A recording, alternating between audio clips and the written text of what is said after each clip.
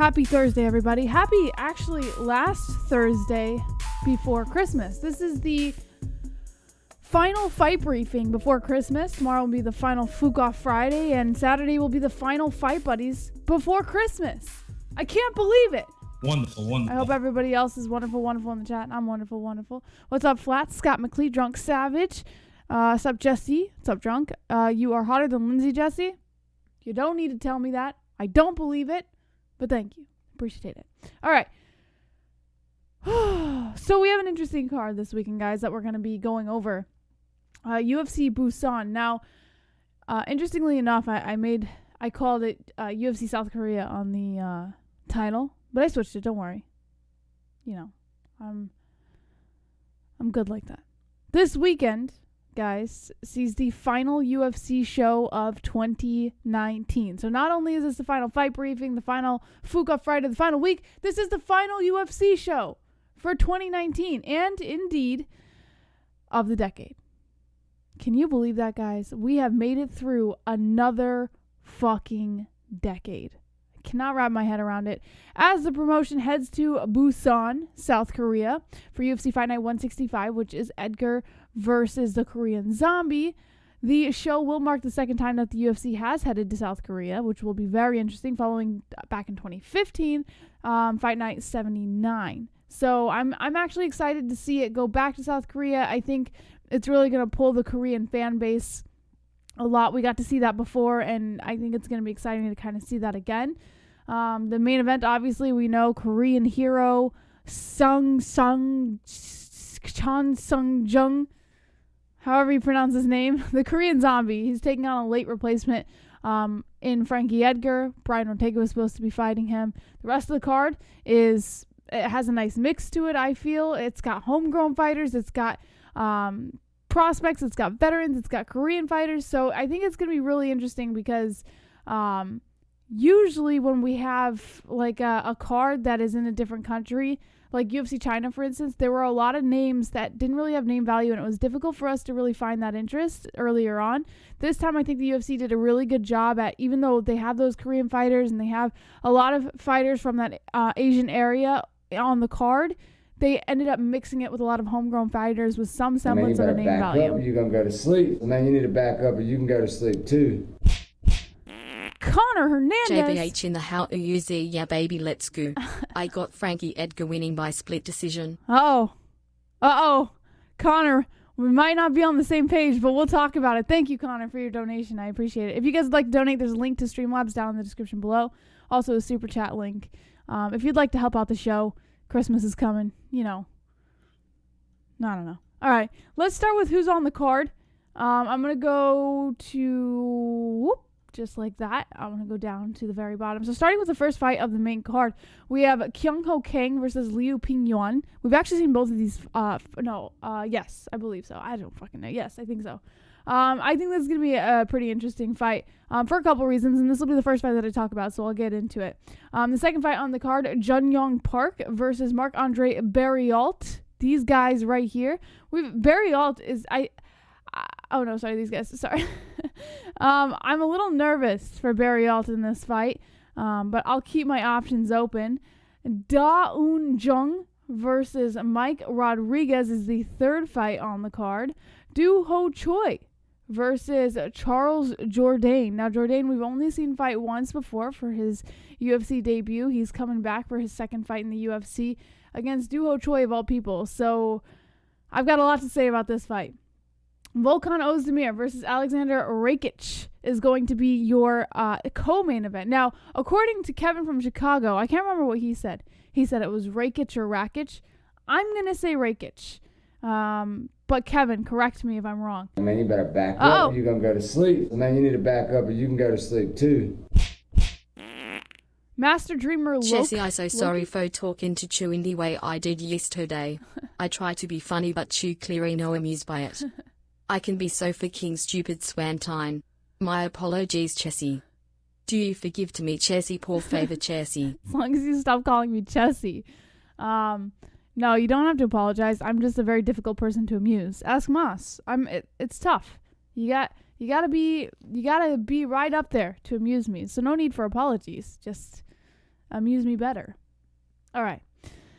The main event, Frankie Edgar versus the Korean zombie Chan Sung-jung, is that's going to be our headliner. And like I said, Frankie Edgar obviously replaced Brian Ortega, but I will get into that. So let's start with the first fight of the main card, shall we?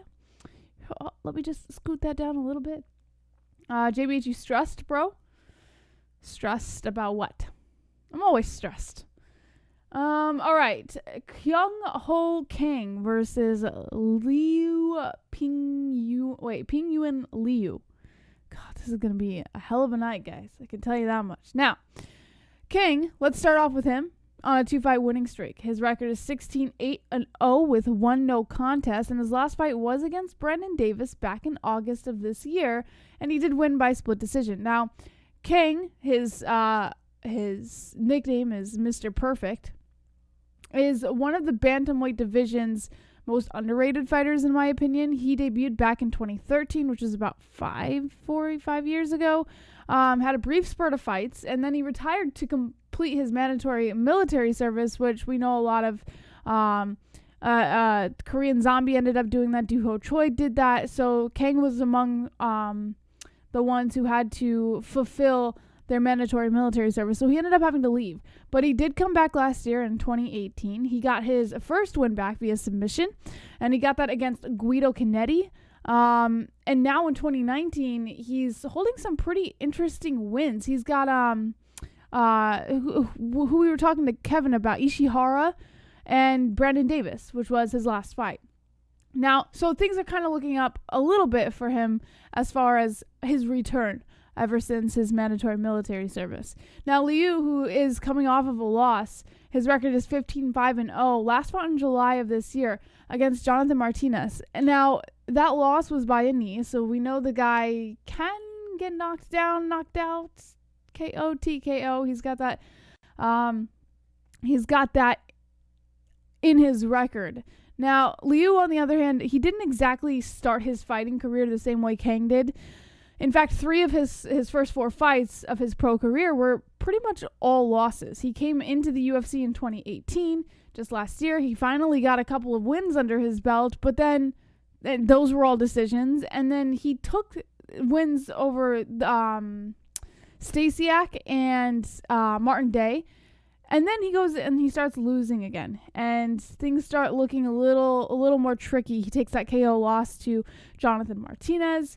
And I personally feel that as far as his record is concerned, he hasn't really been doing too well. And to be quite honest, I think Kang might just be his toughest opponent yet out of all of his opponents that he's faced.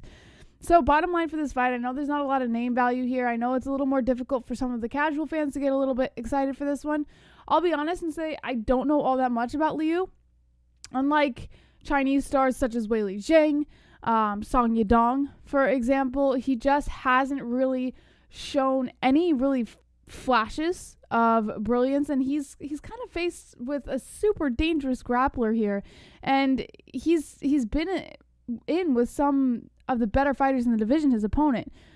So this seems like a tailor-made fight for Kang, in my opinion. So I'm honestly going to go Kang by submission, and that's just because I know Kang a little bit better. And, it's difficult to assume that Liu, who hasn't been doing well in his career, is ever going to take a win against a heavy grappler and striker like Kang. So I'm going to go with Kang by submission. Let me know who you guys have in chat. Lindsay is kind of hot, says Flat Earth Deacon. Let me grab a beer, BRB. All right, we'll wait for you. Everyone, shh, we're waiting for Flat Earth to come back.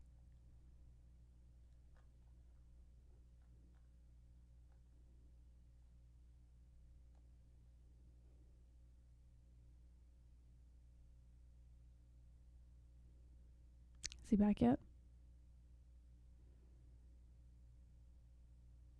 Fuck it. We'll move on. Korean Zombie says Zoltan. Jung says he promoted that fight so much and got screwed. Flat Earth is back. All right. He's back. Whew. Thought he was going to die on his way to get that beer. All right, guys. Let's move on to the next fight real quick. The second fight of the night, Jun-yong Park versus Marc-Andre Barriault. Now, this is a middleweight clash. Jung-yong Park does return to take on Barriault, who is still looking for his first UFC victory. He has yet to find it yet, and judging on what I've seen from both men, this one should be really dependent on which fighter can impose his will on the other. They're both pretty, down and dirty types of fighters. They love to exchange from the clinch and the pocket, and they love heavy strikes. So this one should be a very interesting fight to watch. So I think you guys should really get excited for this one. Park is coming off of a loss. He lost Anthony Hernandez by anaconda choke in the second round back in August. I'm getting sinus clogs as I'm speaking. Park, he lost his debut fight against Anthony Hernandez. That was the first time we got to see him in the UFC. He ended up taking the anaconda choke in the second round, and it didn't really bode well for him as his first fight in the UFC because it kind of leaves that bad taste. And anytime you see a fighter come in with their debut, you want them to have that first win. It's good for them, it's good for the fans. It leaves that good taste, like, oh, this guy maybe has something, even if he doesn't, right? Nonetheless, I won't let that dissuade you from Park's strengths. Park does appear to be a relatively strong striker, which could come in his favor against an opponent like Barry-ault. But on that same token, I would argue his takedown defense still needs quite a bit of work.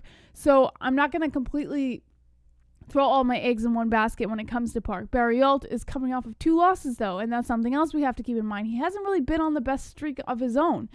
His last fight was against Yoko, and he did lose that, now albeit by split decision, so it could have either, really gone either way.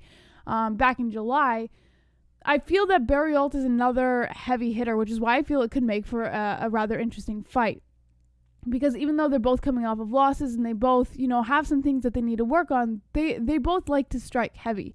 And I think that always makes for an interesting fight regardless of who the fighters are.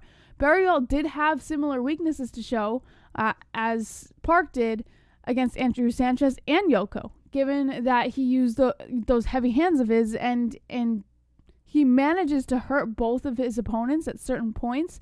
It just doesn't really lead to anything at the end of the fight. Now, on that same note, he did fall victim to takedowns, which Park would be very smart to capitalize on. Both fighters did end up grinding out Barry-ault in those fights. This is something I think he's going to have in common with his opponent on Saturday night.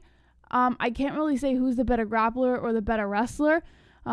They both are relatively good on their feet. Barry-ault did show a lot of toughness in those other fights, but I feel to really get ahead in the UFC and in his career, he's going to have to tighten up some of those loose strings in in the grappling area, and I don't think he's quite done that yet. So I think bottom line for this fight, I'm leaning towards Barry-ault, but this could really go either way. I think despite losing both of his UFC fights, he never really seemed to be completely running out of steam. Park did appear to gas out at some points before when he was beaten by Hernandez. So I'm going to take Barry-ault to wear Park down, but I think it's going to go to decision, to be quite honest. I really don't think that this is going to... I think it's going to be an interesting fight, but I don't think it's going to lead to any crazy finishes or anything like that. So let me know who you guys have in the chat, Park or Barry-ault. Drunk Vigo says, bow down. Kurt Cocaine says, fuck Tyquill Woodley. Oh! Crazy Horse says, MMA all day. Let's see. Impeachington says, a Flat Earth Deacon. Justin Jr. says, JBH, are we taking calls like we did to see the viewers pick at the end of the card? It was fun last time. I have Korean Zombie by unanimous decision. Well, we don't have to take calls now, Justin. You just told me who your picks are. Well, you told me what your main pick is. So we don't need any calls anymore, bud. Are we going live for Fuga Friday? Of course, we go live for every Fuga Friday, man. No. Kainoda says, I got Barry Elk for the win. Thanks, Justin. Says, Drunk Savage. It's a mesh card, to be honest. Says, Kurt Cocaine. All right, guys. Next fight on the main card. We have Jung, I think I pronounced that correctly, against Mike Rodriguez. Now, this is a clash between 2 light heavyweights. To be quite honest, I do fully expect to see a slugfest here, just like I said in the last one, but this one even more so. And most likely, I think we're going to see a heavy finish. The last one, I would say decision. This one, for certain, I would love to... I think we're going to see a heavy finish. Now, Jung has 9 KOs on his record. Rodriguez has 8. So that alone should be a huge flag screaming to us that we're going to see some pretty heavy hitting going on in this fight. Now, We've seen before that both men love to come into their fights with those ridiculously heavy hands, so it's often difficult to predict a fight with two extremely heavy hitters. But I'm still going to do it. Jung is coming off of 11 wins. And like I said, 9 KOs of those 11 wins. His record is 12-2-0. And his last fight was against Ibragimov. And he won by a standing guillotine choke, which, let's be fair, that's not easy to do. Now, Jung has one hell of a chin. This guy has been hit multiple times. He has taken a straight beating when it comes to that chin, and he still stays standing. It's absolutely crazy. When we saw him fight last against Ibragimov, I was actually shocked to find that he didn't get knocked out in the first round, because Ibragimov came in there, and he came in with incredibly heavy striking to start the fight, and Jung was just like, he was cool as a cucumber. The guy, like, the way he handled it was... like, it was surreal. You don't really see that often when it comes to fighters. Even if they can stay standing, they're not that fucking calm, right? And it was actually a bit frightening how calm he was. But Jung also showed great cardio in that fight, and he ended up weaseling his way to a freaking finish. Not just a decision victory. He weaseled his way to a finish. We got to see a lot of strategic, a lot of technical striking there towards the end of the fight. And his submission game is clearly on point. So I have zero doubts about the abilities or capabilities that Jung has. I don't even have any weaknesses to say about the guy. Now, Rodriguez, one loss he's coming off of, to John Allen. And it was a unanimous decision loss. So you could say, you could argue it. I feel like any kind of decision loss, unless it's completely lopsided, you could always argue it, right? Now, Rodriguez hasn't quite matched up with Jung when it comes to the technical striking, but he still hits heavy. He's more of a wild striker. This concerns me, though, because albeit he has the power to knock out his opponents, like I said, Jung's chin is incredibly tough, and if he can't be technical and if he can't land it where it needs to be, Jung's not going to get knocked out. And I worry because Rodriguez doesn't have the same gas tank as Jung. Jung has an incredible gas tank. And we've seen Rodriguez blow his load pretty early on. So those are some things that I worry about with Rodriguez. If you take the John Allen fight, for example, he started slowing down after the first round, which is not what you want to see when it comes to a fighter who's fighting another heavy hitter. You don't want to see that. That's certainly not going to bode well against an opponent as physically defined as Jung is. So bottom line for this fight, quite honestly, I'm really not convinced that Rodriguez can keep up with the cardio of Jung, let alone knock him out. And I wouldn't be surprised to see Rodriguez take the fight to Jung early on. And I expect him 100% to run out of steam, particularly in front of a Korean crowd. Of course, Jung's going to have that hype. He's going to have that adrenaline to fight in front of his people. And the Korean fighter, I think, he should do enough to edge out a decision in this fight. But I think we might even see a finish. I'm going to go as far as to say a finish, but it wouldn't surprise me if it did go to a decision just because we have two extremely heavy hitters, and this is an extremely unpredictable fight. But let me know who you guys have in the chat. I'm going Jung. By finish, Jung. Who do you have, Jung or Rodriguez? All right, Drunk My Guy, Nick C. Brother, Flat Brother says, JJ Brother says 2 joints. Flat Earth Deacon, JBH's sister over JBH and Lindsay. In my opinion, Bro plus Moss is tagging them 2 already. Always bet on black says Drunk Savage. Boss Kogar says, honestly, I didn't even know where this many there were this many Asians in the UFC. Have you seen UFC China? That one was packed with the Asian fighters. It's crazy. I won't tell you because I'm saving it for the calls. JBH Middlemensch says, greetings from Brussels. Rodriguez, greetings Middlemensch.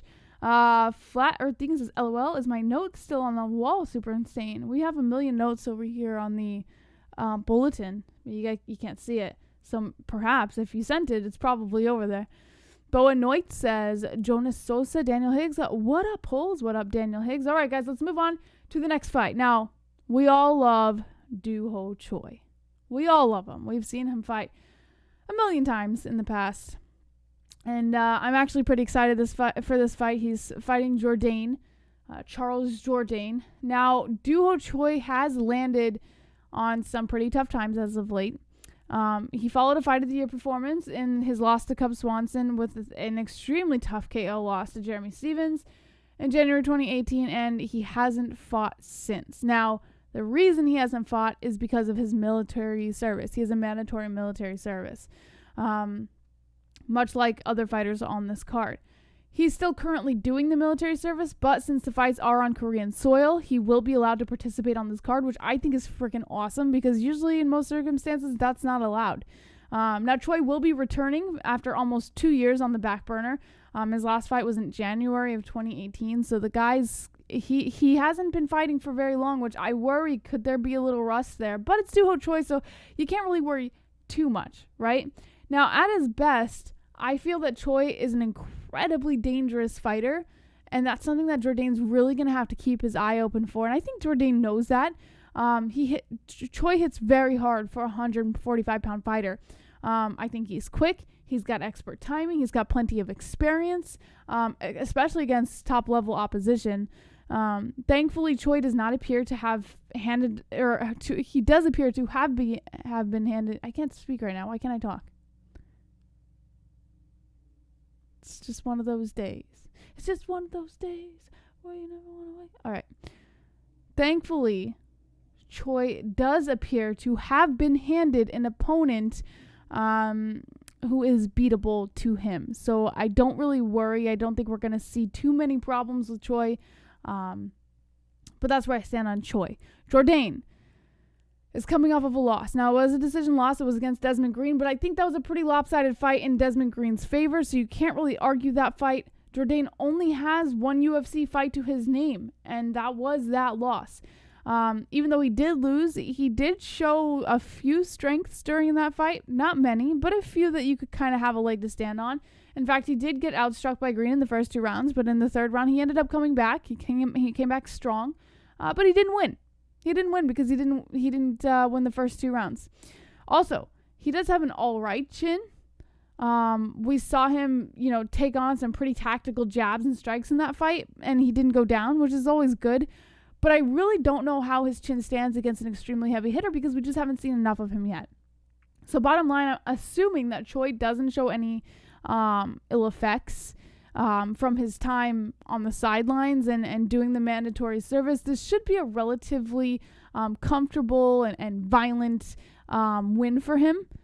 Jourdain, he has plenty of finishes on his ledger, which suggests that he is a killed or be killed type of fighter, but I feel that should play into the hands of Choi pretty easily because Choi has fought these types of people already. Choi already knows how to take on these types of fighters, and I just don't feel Jourdain is there yet. He hasn't fought the top tier fighters. He hasn't fought in that level of opposition where he's really challenged like that. So I can't give it to Jourdain. I'm going to have to go Choi for the win. Let me know who you guys have in the chat. Jourdain or Choi? All right. Could I fight in the UFC? Probably. Vigo Stockholm says Moss needs Van Zandt. Yeah, he was a little flirtatious, right? I could agree. I think Moss is a little interested in the Lindsey Van Zandt. Flutter Deacon says Moss has tapped ITR. Do your ho choice, says Drunk Savage. JBH, I won't say yet. Oh, well, there's no calls. You already told me who you have for the main event, man. Flat Earth says Mystic 2020. Nixie says Choi. TBE says Flat Earth. Moss flirts on the steady, says 2 joints. All right, guys, let's move on to the next fight. Next fight, the co-main event. Volkan Oezdemir versus Aleksandar Rakic. Rakic. What do you guys say? Rakic or Rakic? Oh, man. This is a good fight. I like this fight a lot. This is light heavyweight clash. It's pretty intriguing to me. Volkan Oezdemir, a former title challenger, he's settled kind of into a role of the gatekeeper, which kind of sucks for him, but it is what it is. Austria's Rakic, he's one of the division's fastest rising stars. So the UFC put this fight together for Rakic to run over Oezdemir and kind of get that win and put him in line for a title shot sometime in 2020. The UFC wouldn't have put this in line if they didn't want Rakic to take the win there. So with that being said, Oezdemir is coming off of a win to Ilir Latifi. He won by left hooks, so we know Oezdemir still has that power that he needs.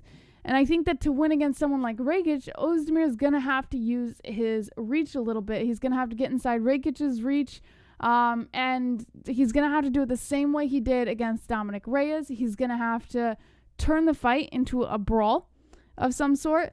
I think that would entice Rakic to kind of to advance forward with those wild trades that he has, where he can kind of hope to land some of those clubbing blows.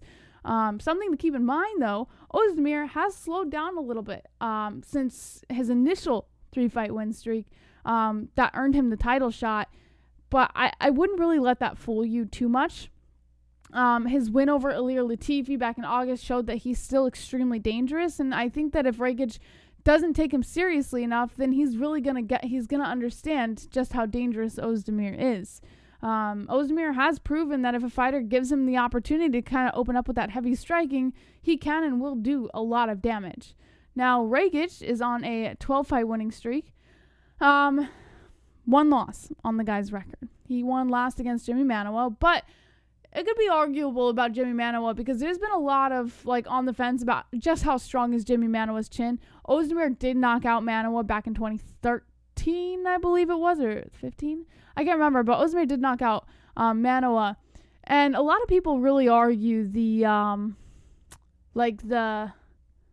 chin on Manuwa. So I don't really know if you could use that in Rakic's favor, but he still knocked him out, so you got to give him that. Now, aside from that, even as questionable as Manuwa's chin was or is, I do feel that to take him out as quickly as Rakic did is still extremely impressive. And prior to that, Rakic had won 3 straight fights in the octagon. So he's a tall, rangy fighter. He's 6'5". He will have both a height and a reach advantage against Oezdemir, and that's something that Ozdemir's got to be prepared for. So I think bottom line for this fight, if Rakic wins this fight, then there's absolutely no denying that he is the real deal, because this would be one of the more top tier opponents for Rakic.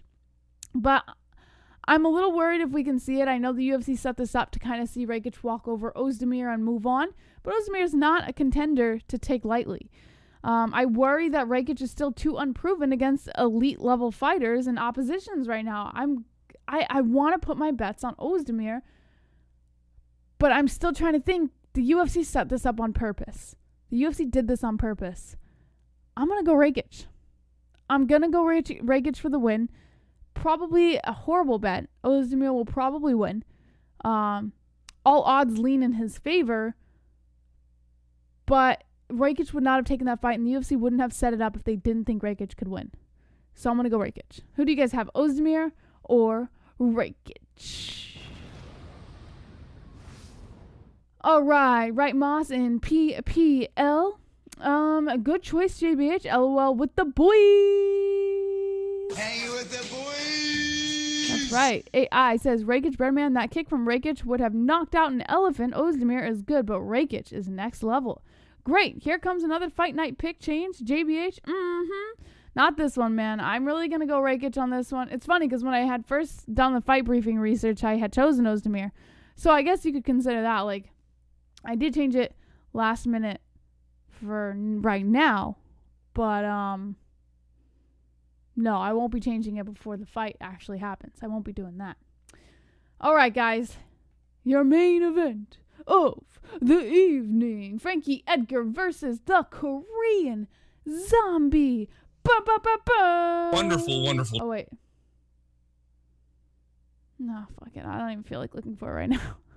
All right, Frankie Edgar versus the Korean Zombie. Now, like I said, initially this fight would have seen the Korean Zombie fighting Brian Ortega, but Brian Ortega tore his ACL, suffered a pretty bad knee injury, so he was forced to withdraw, and now we've got Edgar stepping in, and he's going to take this fight. Well, I guess it's a good thing because we are, if you think about it, we are finally getting the fight that was set to headline UFC's 25th anniversary last year before the Frankie Edgar was forced out and replaced by Yair Rodriguez. So it's not a horrible fight if you think about it. This fight was supposed to happen anyways. It's great.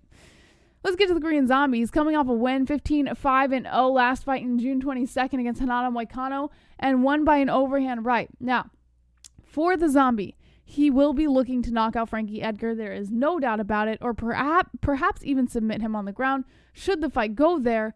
Regardless, he's good no matter what, no matter where he is. The guy's just extremely skilled. He's got some incredible boxing skills that Frankie Edgar is going to have to keep an eye on. It's on point, his boxing, which I feel Edgar should be pretty worried about. In fact, there's a lot of things that I think Edgar should be worried about in this fight. Now, the zombie is always willing to jump into clean striking. He also uses a pretty nasty jab against his opponents to kind of even to stop them. So, like, I don't even know if I should get into a full fight briefing of this because it's pretty clear where this fight's going. Another thing that could be equally threatening in the Korean Zombie's part is the fact that he does hit with some pretty remarkably heavy strikes. So not only is he tactical, not only is he strategic or technical, he's got heavy hands. So those things combined, it's like Nunez against Cyborg. Like, the guy knows where to hit and just how hard to hit you and knock you down. He did knock out Renato Moicano and Dennis Bermudez in the past, and Edgar's going to have a lot on his plate. Now, Edgar is coming off of a loss to Max Holloway, and he got pretty pieced up in that fight, if you ask me. This should be an interesting match, as Edgar will look to use his footwork and his movements and stuff to kind of avoid the heavy strikes of the Korean Zombie and kind of pick him apart on the feet. But I think like attempting to mix his wrestling game in too, which is probably what he's going to do, might be a little bit of a mistake. I think he's going to get a little caught. And I think the Korean Zombie's he's gonna pick up on what he's doing so quick. Now, Edgar was thoroughly outclassed in his match against Max Holloway. But of course, Holloway is also a master of cutting angles and kind of controlling a fight. So it's tough to say, oh, Edgar was horrible, because Holloway's a fucking animal. You know, he's not an easy opponent. The issue for me is that Edgar is now 38 years old, which is not, you know, it's not like retirement age. I guess for some fighters it would be, but for Edgar, I wouldn't call it retirement age, but he is getting older. He is slowing down, and he has been fighting at the top, the very top, against nothing but absolute beasts inside the cage over the last 12 years. So he has taken insane amounts of damage over the course of that time, and I worry if that's really going to kind of add to slowing him down a little bit in this fight. And his chin has been cracked in pretty rough fashion, especially against Holloway and Ortega.